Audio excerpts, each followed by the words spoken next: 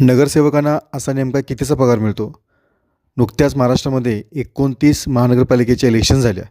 या इलेक्शनमध्ये कार्यकर्त्यांनी, उमेदवारांनी इलेक्शन लढल्या, ढिगभर पैसा खर्च केला, जीवाचं रान केलं. काही लोक इलेक्शन जिंकले.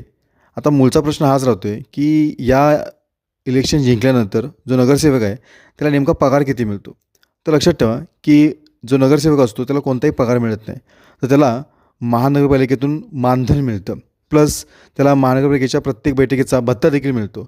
पण तरीही नवीन नियमानुसार जर बघितलं आपण तर महानगरपालिकेच्या वर्गवारीनुसार जसं की वर्गवारी, ब वर्गवारी, क वर्गवारी आणि ड वर्गवारी या नगरसेवकांना जवळपास 25,000, 20,000, 15,000 आणि 7,500 अशा प्रकारचा आहे की पगार मिळत राहतो.